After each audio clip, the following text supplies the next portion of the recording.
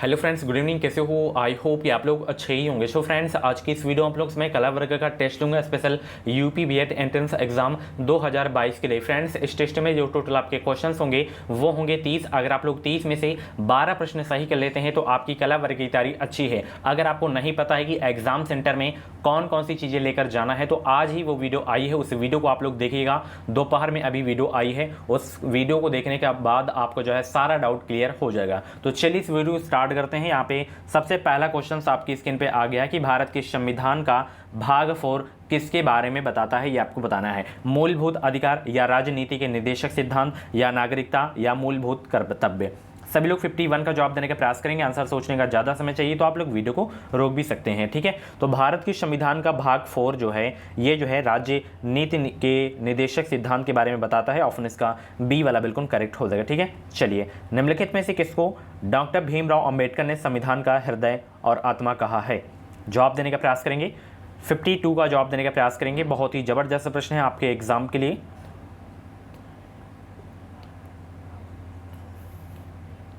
तो डॉक्टर भीमराव अंबेडकर ने संविधान का आत्मा और हृदय संवैधानिक उपचार के अधिकार को कहा है। ऑप्शन इसका जो है सी वाला बिल्कुल करेक्ट हो जाएगा, ठीक है। चलिए, निम्नलिखित किस निकाय की अध्यक्षता गैर सदस्य करता है?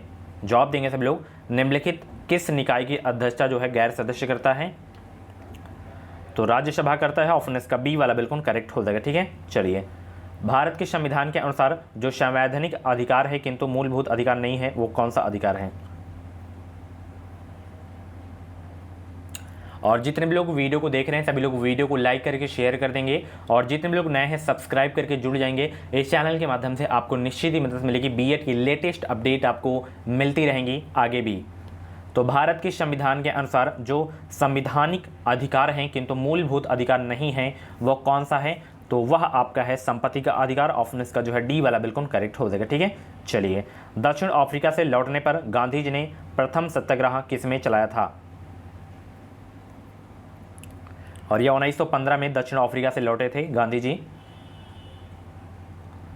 तो फिर चलाए थे चंपारण सत्याग्रह, ठीक है। ऑप्शन इसका जो है सी वाला बिल्कुल करेक्ट हो जाएगा, ठीक है। चलिए, भारत के निम्नलिखित किस राज्य में महिला साक्षरता का प्रतिशत सर्वोच्च है? किस राज्य में? बहुत ही जबरदस्त प्रश्न है आपके एग्जाम के लिए। और भी वीडियोस अगर आप लोगों को देखनी है तो आप लोग प्ले लिस्ट में जाके देख सकते हैं। प्ले लिस्ट में आपको सभी सब्जेक्ट के इंपॉर्टेंट वीडियोस मिल जाएंगी।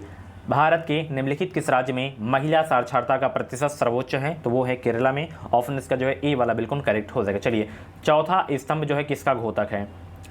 चौथा खंभा बोल सकते हैं, किसका घोतक है? आप सभी को पता है, समाचार पत्र यानी कि मीडिया। ऑप्शन इसका जो है ए वाला बिल्कुल करेक्ट हो जाएगा। रविन्द्रनाथ टैगोर भारत के अतिरिक्त किस देश के राष्ट्रीय गान के रचयिता थे? 58 का जवाब देने का प्रयास करेंगे। तो ये थे भारत के अलावा बांग्लादेश के, ठीक है। राष्ट्रीय गाना का नाम क्या है? अमार सोनार बांग्ला, ठीक है। ऑप्शन इसका जो है सी वाला बिल्कुल करेक्ट हो जाएगा। सभी अम्लों में आवश्यक रूप से निम्न तत्व होता है, कौन सा तत्व होता है? सभी अम्लों में आवश्यक रूप से निम्न तत्व होता है, कौन सा तत्व? सभी तत्वों में आवश्यक रूप से निम्न तत्व होता है, कौन सा तत्व होता है? हाइड्रोजन तत्व होता है। ऑप्शन इसका डी वाला बिल्कुल करेक्ट हो जाएगा। जेसी ओवंस पुरस्कार किस क्षेत्र में प्रदान किया जाता है? जेसी ओवंस पुरस्कार किस क्षेत्र में प्रदान किया जाता है? तो जेसी ओवंस पुरस्कार जो है खेल के क्षेत्र में प्रदान किया जाता है, ध्यान रखिएगा। ऑप्शन इसका सी वाला बिल्कुल करेक्ट हो जाएगा। चलिए, सल्तनत कालीन किस शासक को बुद्धिमत्ता एवं पागलपन से ग्रस्त समझा जाता था? 61 का जवाब देंगे। बहुत ही अच्छा प्रश्न है आपके एग्जाम के लिए। किस शासक को बुद्धिमत्ता एवं पागलपन से ग्रस्त समझा जाता था? तो ये समझा जाता था मोहम्मद बिन तुगलक को। ऑप्शन इसका जो है डी वाला बिल्कुल करेक्ट हो जाएगा। चलिए, सूर्य ग्रहण होता है जब जो है चंद्रमा सूर्य व पृथ्वी के बीच आ जाता है। तो ऑप्शन इसका जो है ए वाला बिल्कुल करेक्ट हो जाएगा, ठीक है।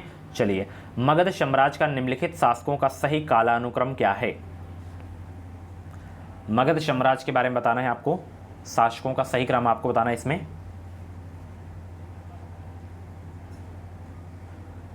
63 का राइट आंसर क्या हो जाएगा? जवाब देने का प्रयास करेंगे। तो सबसे पहले इसमें उदयन आ जाएंगे, उसके बाद शिशुन आ जाएंगे, उसके बाद कालाशोक, उसके बाद घनानंद। ठीक है, तो ऑप्शन इसका जो है सी वाला बिल्कुल करेक्ट हो जाएगा। ठीक है, चलिए, पुराने तैल चित्रों के रंगों को फिर से उभारने के निम्नलिखित में से किसका प्रयोग किया जाता है? पुराने तैल चित्रों के रंगों को फिर से उभारने के लिए निम्नलिखित में से किसका प्रयोग किया जाता है? किसका प्रयोग किया जाता है भाई? सभी लोग जवाब देंगे। तो हाइड्रोजन पराक्साइड का जो है प्रयोग किया जाता है, ध्यान रखिएगा। ठीक है, ऑप्शन इसका बी वाला बिल्कुल करेक्ट हो जाएगा। पृथ्वी पर किसी बिंदु का अक्षांश किस दूरी के रूप में मापा जाता है? 65 का जवाब देंगे। पृथ्वी पर किसी बिंदु का अक्षांश किस दूरी के रूप में मापा जाता है? तो भूमध्य रेखा से बने कोण के रूप में जो है मापा जाता है। ऑप्शन इसका बी वाला बिल्कुल करेक्ट हो जाएगा। चलिए, श्रीरंगपट्टनम की संधि किनके बीच हुई थी? बहुत ही अच्छा प्रश्न है। श्रीरंगपट्टनम की संधि किनके बीच हुई थी? श्रीरंगपट्टनम की संधि जो है किनके बीच हुई थी? तो ये हुई थी टीपू सुल्तान और कार्नवालिस के जो है बीच हुई थी श्रीरंगपट्टनम की संधि। ऑप्शन इसका सी वाला बिल्कुल करेक्ट हो जाएगा। चलिए, पुष्प सज्जा की जापानी कला को क्या कहते हैं? पुष्प सज्जा की जापानी कला को क्या कहते हैं? पुष्प सज्जा की जापानी कला को क्या कहते हैं? इकेबाना कहते हैं। क्या कहते हैं? इकेबाना कहते हैं। ऑप्शन इसका जो है बी वाला बिल्कुल करेक्ट हो जाएगा। लोकटक शक्ति परियोजना निम्नलिखित में से किस राज्य में स्थित है? आप सभी को पता है मणिपुर में है। ठीक है, एक क्वेश्चन पूछा जाता है कि विश्व का एकमात्र तैरता हुआ पार्क कहाँ पे है? तो वो मणिपुर में है, लोकटक झील में है। ठीक है, चलिए, पंडित मदन मोहन मालवीय ने बनारस हिंदू विश्वविद्यालय यानी कि बीएचयू की स्थापना किस वर्ष में की थी? केबुल लामजाओ पार्क है उसका नाम। ठीक है, जो तैरता हुआ पार्क है।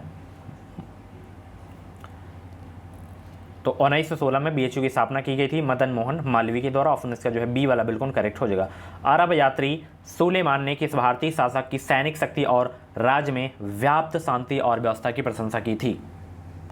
किस भारतीय शासक की सैनिक शक्ति और राज्य में व्याप्त शांति और व्यवस्था की प्रशंसा की है?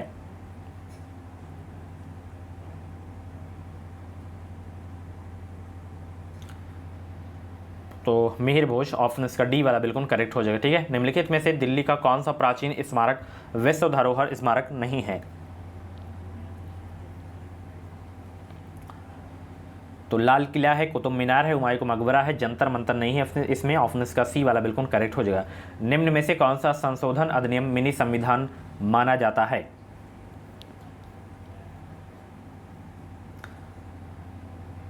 कौन सा संशोधन अधिनियम मिनी संविधान माना जाता है? तो वो माना जाता है 42वां संविधान संशोधन अधिनियम 1976। ऑप्शन इसका सी वाला बिल्कुल करेक्ट हो जाएगा। सैंधव सभ्यता से संबंध किन स्थलों से चावल की खेती के प्रमाण मिलित हैं? सैंधव सभ्यता से संबंध किन स्थलों से चावल की खेती के प्रमाण मिले हैं? तो ये मिले हैं लोथल और रंगपुर से। ठीक है, ऑप्शन इसका जो है बी वाला बिल्कुल करेक्ट हो जाएगा। भारत का ऐसा पहला राष्ट्रपति कौन था जिसे बिना चुनाव के निर्वाचित घोषित किया गया था? तो वो थे नीलम संजीव रेड्डी। ठीक है, ऑप्शन इसका जो है सी वाला बिल्कुल करेक्ट हो जाएगा। चलिए, वराह मिहिर क्या है? वाराह मिहिर क्या है भाई? 75 का जवाब देंगे सभी लोग। तो वराह मिहिर क्या है? एक प्राचीन खगोलक है। ऑप्शन इसका डी वाला बिल्कुल करेक्ट हो जाएगा। छत्रपति शिवाजी को हराने के लिए औरंगजेब ने निम्नलिखित में से किसको भेजा था? छत्रपति शिवाजी को हराने के लिए औरंगजेब ने निम्नलिखित में से किसको भेजा था? राजा जय सिंह को। ठीक है, ऑप्शन इसका डी वाला बिल्कुल करेक्ट हो जाएगा। चलिए, 2011 के अंतिम जनगणना परिणाम के अनुसार भारत की जनसंख्या का जो है घनत्व जो है कितना था? आप लोगों से क्वेश्चन है, जो पहली जनगणना हुई थी वो किसके कार्यकाल में हुई थी, और नियमित जनगणना की शुरुआत कब हुई थी, और किसके शासनकाल में हुई थी, ये आपको बताना है। तो 2011 के अंतिम जनगणना परिणाम के अनुसार भारत की जो जनसंख्या घनत्व है वो कितना है? 382। ठीक है, ऑप्शन इसका जो है डी वाला बिल्कुल करेक्ट हो जाएगा। क्षोभमंडल वायुमंडल का सबसे तप्त भाग है क्योंकि यह क्या है? क्योंकि यह पृथ्वी के पृष्ठ से तप्त हो जाता है। तो ऑप्शन इसका जो है सबसे सी वाला बिल्कुल करेक्ट हो जाएगा। सूर्य की बृहत्तम परत को कहते हैं क्या? सूर्य की बृहत्तम परत को क्या कहते हैं? क्रीट या कोरोना कहते हैं। ऑप्शन इसका जो है सी वाला बिल्कुल करेक्ट हो जाएगा। ठीक है, लास्ट क्वेश्चन आपकी स्क्रीन पे आ गया है कि किस सिख गुरु ने स्वयं को सच्चा बादशाह कहा था? गुरु गोविंद सिंह ने, या गुरु हरगोविंद सिंह ने, या गुरु तेग बहादुर ने, या गुरु अर्जुन देव ने? तो लास्ट क्वेश्चन है, इसका जवाब आप लोग कमेंट बॉक्स में दीजिएगा, सभी लोग जवाब दीजिए। तो वो सिख गुरु कौन थे जिसे जो है स्वयं को सच्चा बादशाह कहा था? तो वह जो सिख गुरु थे वो थे गुरु तेग बहादुर। ऑप्शन इसका सी वाला बिल्कुल करेक्ट हो जाएगा, ठीक है। सो फ्रेंड्स, ये थे कला वर्ग के टॉप 30 क्वेश्चंस। इन 30 क्वेश्चंस में से आपके जितने भी क्वेश्चंस करेक्ट हुए हों तो आप लोग अपना नाम और स्कोर कमेंट बॉक्स में ज़रूर देगा। 30 में से आपके जितने भी प्रश्न सही हुए हों। और भी वीडियोस अगर आप लोगों को देखनी तो आप लोग प्ले लिस्ट में जाके देख सकते हैं। आई थिंक ये क्वेश्चंस में मुझे डाउट लग रहा है, ठीक है। आप लोग बताइएगा, मैं इसे नेक्स्ट क्लास में चेक करके बता दूंगा, ठीक है। एंड वो वीडियो आप लोग ज़रूर देखिएगा जो अभी दोपहर में आई है कि एग्ज़ाम सेंटर में कौन कौन सी चीज़ें हमें लेके जानी है, ताकि आपको सेंटर से बाहर ना किया जाए, आप लोग एग्ज़ाम आसानी से दें, आराम से दें आप लोग, ठीक है। चलिए, कुछ भी डाउट्स वगैरह हो तो आप लोग कमेंट बॉक्स में अपना डाउट क्लियर कर सकते हैं। इंस्टाग्राम पे भी आप लोग मुझे फॉलो कर सकते हैं। इंस्टाग्राम आईडी की लिंक वीडियो के डिस्क्रिप्शन बॉक्स में आपको मिल जाएगी। टेलीग्राम से भी आप लोग ज्वाइन हो सकते हैं। Thank you so much.